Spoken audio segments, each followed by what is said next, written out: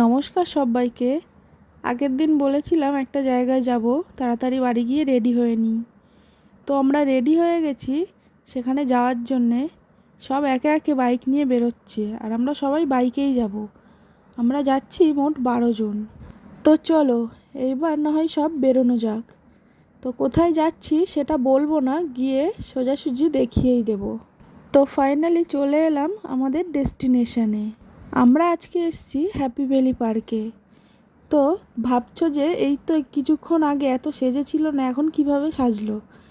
তো আসলে আমরা এসেছিলাম এখানে ওয়াটার পার্কে একটু সুইমিং পুলে নামবো বলে, স্নান করব। বাড়ি থেকে স্নান করেও বেরোইনি, যাই হোক করে একটু জামাটা পরেই চলে এসেছি। তো এখানে এসে শুনছি সুইমিং পুল এখন বন্ধ আছে, তাই এখানে এসেই একটু লিপস্টিক পরে নিলাম আর চুলটা ঠিক করে নিলাম। তো কী আর করা যায়, সবারই মনটা খুব খারাপ। কী ভেবে এসছি আর কি করছি। তবুও মন খারাপ নিয়ে এরা তো এসেই বাচ্চাদের মতো শুরু করে দিয়েছে স্লিপ চড়া। আর এই পার্কে তো অনেক বাচ্চাদের খেলার জিনিস রয়েছে, তোমরা তো জানবেই, কারণ এই পার্ক চেনে না এমন কেউ নেই।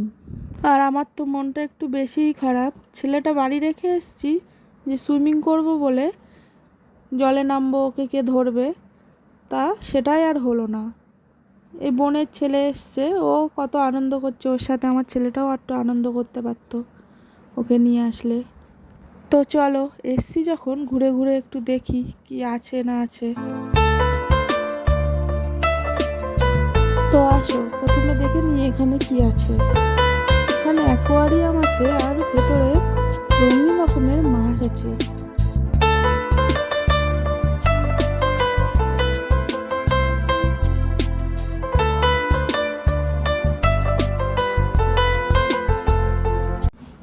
আর এখানে তো বিভিন্ন ধরনের পাখি রয়েছে, চন্দনা টিয়া, এমনি টিয়া, ঘুঘু পাখি টাইপের, নামও জানি না।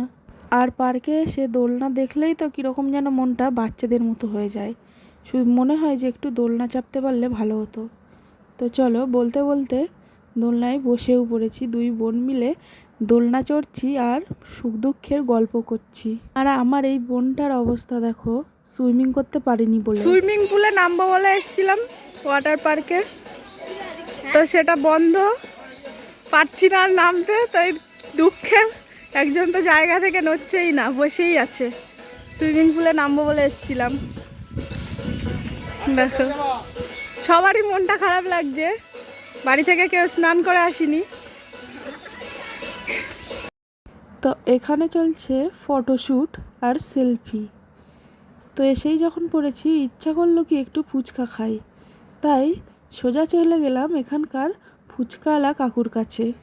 ওই যে দেখতে পাচ্ছ দূরে ফুচকা নিয়ে দাঁড়িয়ে আছে, তা কেউ ঢুকতে দিল না ওর মধ্যে।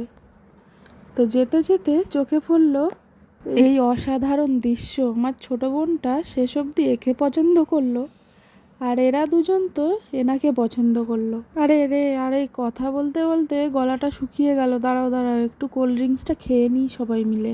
আর এই যে দেখতে পাচ্ছ ব্ল্যাক অ্যান্ড রেডের চেক জামা পরা আমার জামাইবাবু, ইনিই দিচ্ছেন এই পার্কের ট্রিপটা। এরা এখানে সেলফি তুলতে ব্যস্ত, আর দেখো দেখো এরা আড়ালে পড়ে নিজেদের মনে সুখ দুঃখের কথা বলছে, আর ক্যামেরা দেখে আবার অ্যাক্টিংও শুরু হয়ে গেছে। আর এখানে এসে মনে হচ্ছে বাড়িতে ওই বাগানে বসে গল্প করাটাই বোধহয় বেশি ভালো ছিল। তো যাই হোক, আমাকে কেমন দেখতে লাগছে আজকে কিন্তু অবশ্যই কমেন্ট করে বলতেই হবে। তো এবার আমরা বাড়ি যাব, তোমরা পুরো ভিডিওটা স্কিপ না করে দেখে যাও আর আমাকে সাপোর্ট করো।